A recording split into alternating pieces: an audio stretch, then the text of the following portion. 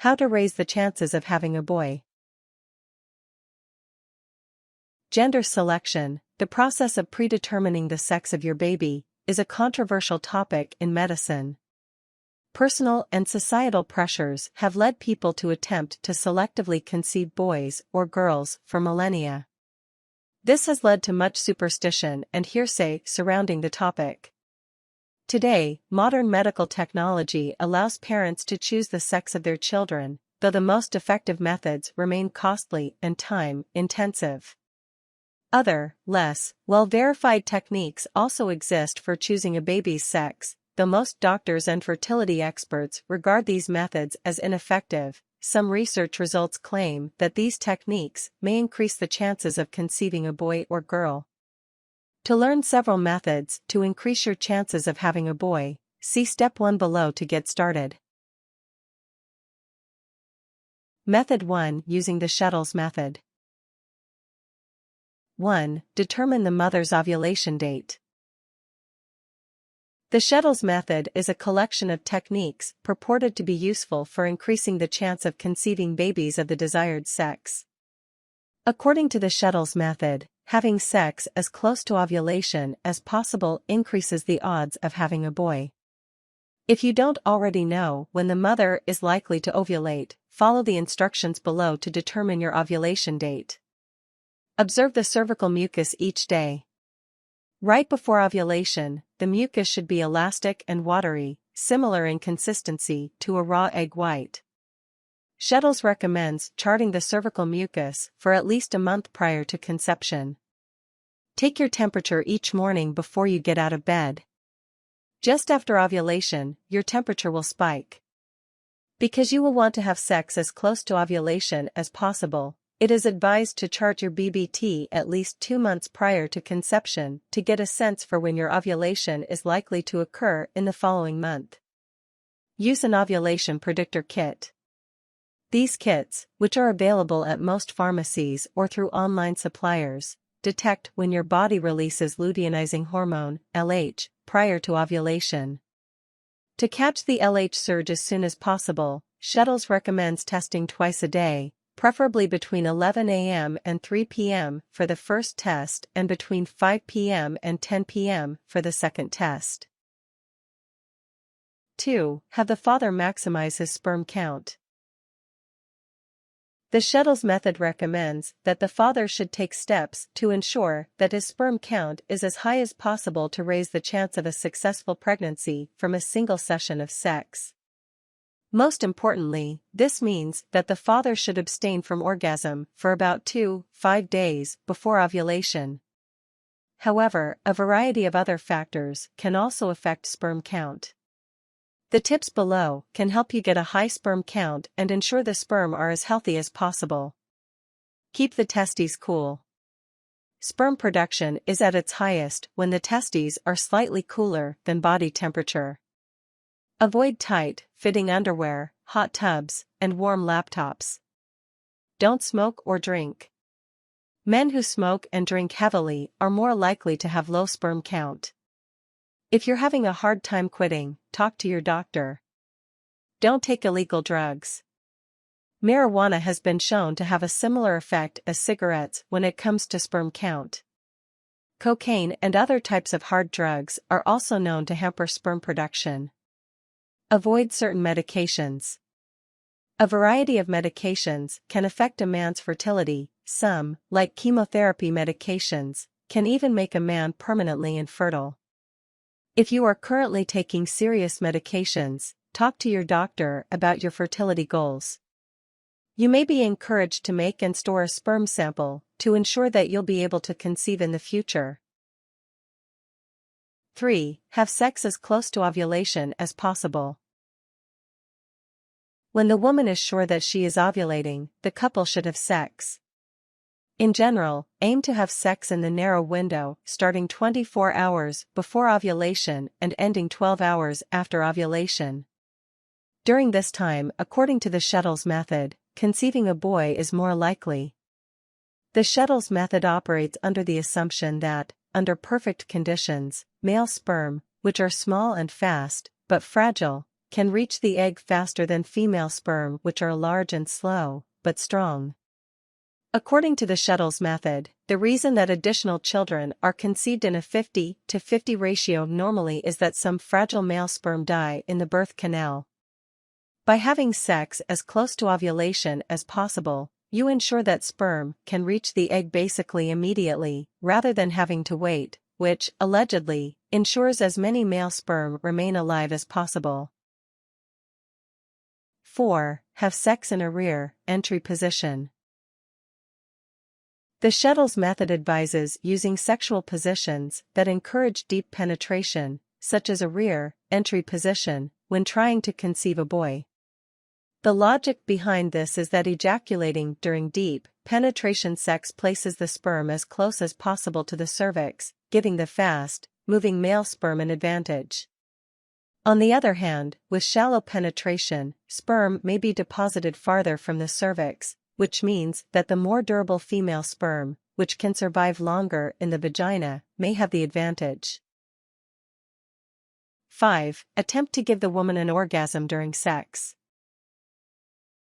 According to the Shettles method, male sperm, which are more fragile than female sperm, tend to die faster in the acidic environment inside the vagina. With this logic, giving the woman an orgasm can improve the chances of the male sperm. During female orgasm, extracervical fluid is released, decreasing the acidity inside the vagina. This makes the environment more hospitable to male sperm, increasing the chances that they make it to the egg alive. Preferably, the woman's orgasm is achieved immediately before the father ejaculates. The Shettles method also claims that the orgasmic contractions can help push the sperm into the cervix faster. If the woman can't achieve orgasm, don't be discouraged, it's not essential. 6. Avoid attempts to conceive before or after ovulation. The Shettles method only claims to work for the single session of sex that you use it during. Any other sex can interfere with the method by causing a child to be conceived outside of ideal Shettles method conditions, during which the chance for conceiving a boy is 50-50. Because of this, it's very important to ensure that the man does not have unprotected sex with the woman in the days before and after ovulation. You don't want the carefully controlled sperm from your Shettles method sex session competing with ordinary sperm. By most measures, sperm can remain alive in the vagina for 3-5 days. This means that the father and mother should stop having unprotected sex about 5 days before ovulation is expected. It's also wise to refrain for several days after ovulation as well for the same reason. If sex is unavoidable, use a condom to avoid accidentally conceiving a child outside of the predetermined window. 7. Understand the controversy surrounding the Shettles method. Though some advocates swear by the Shettles method and some research has shown that it is moderately effective, it's very important to understand that the Shettles method is the subject of controversy in the medical community. Multiple studies have suggested that scientific data partially or totally disproves the Shettles method. Other studies have shown that attempting sex selection through intercourse timing can reduce your chances of having any child, let alone a boy. In short, it is safe to say that if you attempt to have a boy with the Shettles method, your results are far from guaranteed. Note that even research that does suggest that the Shettles method can affect the rate of male-female conception pins the effectiveness of the method significantly below the level claimed, on the order of 60%, rather than 80%. Method 2. Using the Ericsson albumin method. 1. Find a licensed clinic near you. The Ericsson albumin method is a technique used to separate male sperm from female sperm. The method's defenders claim that it has a roughly 75% success rate, though many doctors and researchers question its effectiveness. Nevertheless, the method remains attractive to some expectant parents because of its relative cheapness, at $600, $1,200 per attempt, compared to other techniques. If you wish to use this method, your first step is to find and contact a clinic licensed to perform the Ericsson method. A list of Ericsson licensed clinics can be found on the website of Gametrix Limited, a company founded by the method's developer and lead proponent, Dr. Ronald Ericsson. 6 clinics in the U.S. are licensed to perform the procedure, as well as 5 clinics outside the U.S. These 5 are in Nigeria, Pakistan, Panama, Colombia, and Egypt. 2. Schedule an appointment on the day the mother ovulates. The Ericsson method involves the father giving a sperm sample, that sample being processed, and the mother being artificially inseminated in a single appointment. To ensure the best possible chance of pregnancy, the appointment must be made on the day that the mother is scheduled to be ovulating. You will be asked to provide this information when scheduling an appointment. The Ericsson method takes about 4 hours to complete, so ensure that both the mother and the father have reserved plenty of free time on the day of ovulation and can attend the appointment together. 3. Provide a sperm sample. Upon arriving at the clinic on the day of the woman's ovulation, the man gives a sperm sample. This sperm is used to inseminate the mother. Generally, a man's sperm count is highest after 2-5 days without ejaculation, so you may be asked by the clinic to abstain from any sexual activity for about 48 hours before your appointment. 4. Allow the sperm to be processed in albumin. Once the father provides his sperm sample, the sperm is placed in a vial of a type of protein called albumin. Sperm can swim through albumin, but the Ericsson method assumes that male sperm, which are smaller, weaker, and faster than female sperm, can pass through the albumin quicker. This means that, after waiting for the sperm to swim from the top of the vial to the bottom of the vial, the sperm near the bottom will, supposedly, be mostly male, while the sperm near the top will be mostly female. However, the effectiveness of this process has been called into question many times. Some studies have found that albumin produces no noticeable separation of male and female sperm. Other studies, whose results have sometimes been called into question, purport about a 75% success rate. 5. Artificially inseminate the mother with the processed sperm. To try for a male child, staff at the clinic will take a sample of sperm from the bottom of the vial of albumin and artificially inseminate the mother with this sperm. At this point, hopefully, the woman conceives. As with normal sexual intercourse, however, pregnancy is not guaranteed from a single exposure to sperm. There are several different methods of artificial insemination in use, but the most common is intrauterine insemination, IUI. In this method, sperm are injected via a catheter directly into the uterus. 6. Repeat the process, if needed. Just like it can be difficult for a woman to achieve pregnancy through ordinary sex, it can also be difficult for a woman to become pregnant from artificial insemination. Though the chances of pregnancy naturally vary with a woman's age and health, in general, most sources rate the success rate of intrauterine insemination at about 5-20% per cycle. Because of this, it is a very real possibility that multiple attempts may be needed to achieve pregnancy. Note that the use of fertility medications can increase the chance of pregnancy. Though the Ericsson method is generally cheaper than many other fertility-related procedures at $600, $1,200 per attempt, the fact that success is not guaranteed from a few attempts means that the total cost may be significantly higher.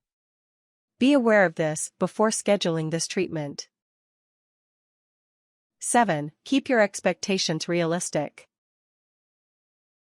Before pursuing the Ericsson method as a way to improve your chances of conceiving a boy, it's important to make sure that you have reasonable expectations to avoid serious disappointment. As discussed above, the process can take multiple attempts to produce a pregnancy. In addition, the actual effectiveness of this method is a subject of debate. Many researchers question its ability to reliably produce children of the desired sex.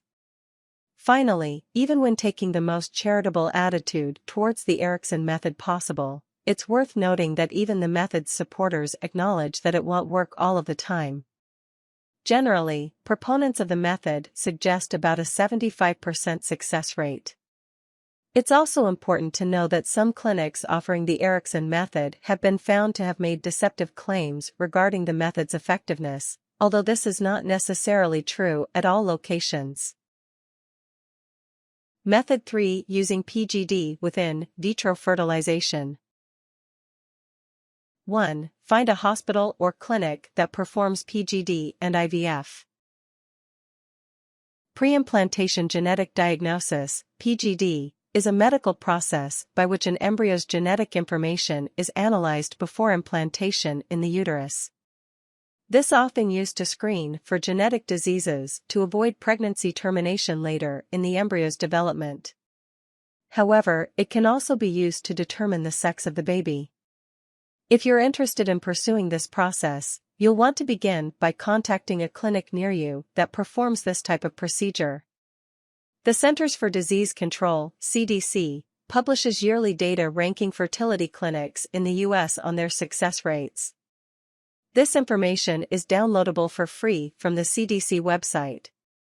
PGD coupled with in vitro fertilization, IVF, is one of the only ways to choose a baby's sex with absolute certainty. However, it's also one of the most expensive, resource-intensive methods available. Mothers undergoing PGD and IVF should expect to undergo numerous screening tests, take fertility drugs, receive hormone injections, and donate eggs in a minor surgical procedure. From start to finish, the entire process can take months and cost thousands of dollars. 2. Undergo fertility treatments.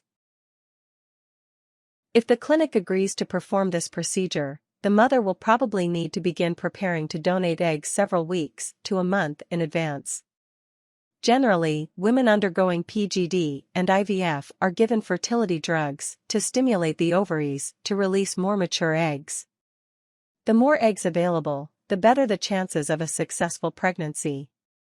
Usually, fertility drugs are taken for about 2 weeks via pill or injection. However, if the mother does not react well to the most common drugs, other alternatives can be taken for shorter periods of time. Side effects for common fertility drugs are usually mild and can include hot flushes, nausea, bloating, headache, and blurred vision. 3. Receive hormone injections.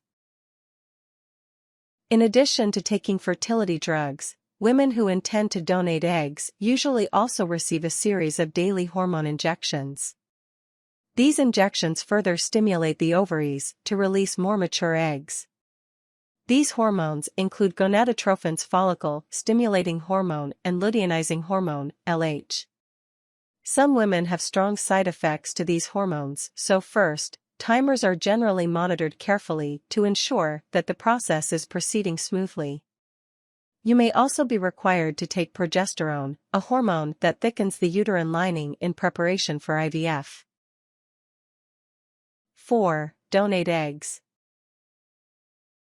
As the mother's body is stimulated to release more eggs, regular ultrasound tests are used to determine when the eggs are ready to be donated. When the eggs are fully mature, the mother undergoes a simple, minimally invasive surgical procedure to remove the eggs.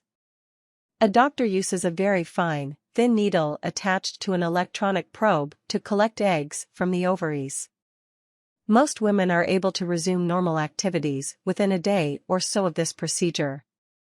Though the mother is put under sedation for this procedure, it can be somewhat uncomfortable.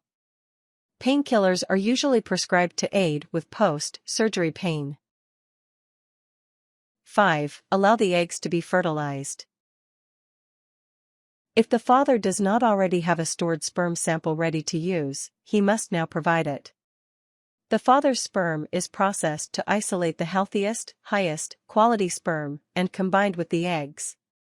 Within about a day, the eggs are checked to see whether or not they have been fertilized. Any eggs that are fertilized are allowed to mature for several days. As with all sperm donations, in this case, the father will want to abstain from ejaculating for about 48 hours before giving his sperm donation. 6. Allow the embryo to undergo biopsy. After the embryos have grown for several days, a doctor removes several cells from each for testing and analysis. At this point in the embryo's life, this does not harm the eventual development of the child. DNA is removed from each cell sample and copied via a process called the polymerase chain reaction, PCR. This DNA is then analyzed to determine the embryo's genetic profile, including the sex of the child that would potentially grow from the embryo. 7. Make a decision based on the testing results. After the cells from each embryo have been analyzed, the parents are notified which embryos are male and which are female, in addition to any other pressing information, such as the presence of genetic diseases. At this point, it's up to the parents to decide which embryos to attempt to achieve pregnancy with. For parents hoping to have a boy, male embryos would obviously be used, while female embryos may be stored so that children can be conceived later or discarded.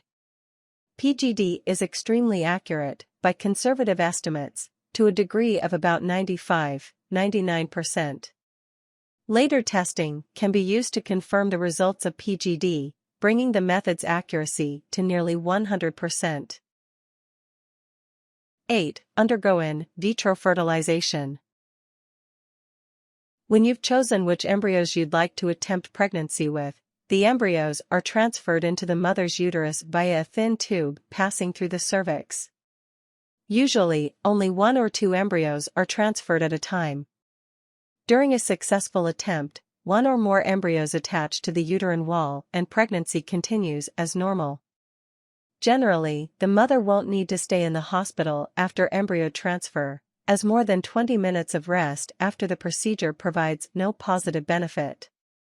In 2 weeks, the mother may take a pregnancy test to see whether or not the procedure was a success. Don't be deterred by one unsuccessful IVF attempt. Generally, most women have a per-cycle success rate of about 20–25%. Success rates of 40% or higher are considered quite rare. It's often necessary for perfectly healthy couples to have to undergo multiple rounds of PGD and IVF to achieve their desired pregnancy. 9. Understand the costs of PGD and IVF. Together, PGD and IVF offer an actual scientifically verified path to conceiving a child of the sex you desire. However, it's important to weigh your desire to have a boy against the expenses of undergoing multiple rounds of PGD and IVF. These procedures can be time-consuming and costly, potentially lasting months and costing thousands of dollars per cycle. In addition, the side effects of the drugs involved can cause stress and discomfort for the mother. It's important to consider all of these hurdles when making a decision about whether or not to pursue PGD and IVF. Only pursue this option if you are absolutely hard-set on the idea of having a boy and have the means to responsibly pay for these procedures. Tips. To increase the chances of having a boy, encourage your partner to wear boxers instead of briefs. Tight, fitting underwear increases heat around the male testes and might possibly lower sperm count. Some in vitro fertilization services will work with couples on genetic selection. The procedure typically costs more than $20,000 and, in most cases, results are not guaranteed. Some doctors refuse to test the embryo's sex before implantation because of moral implications.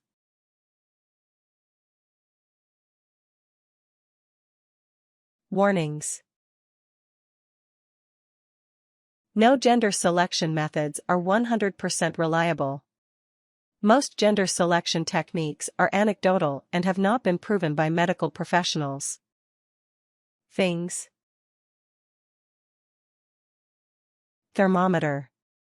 Ovulation predictor kit. Alkaline food. Caffeinated beverage.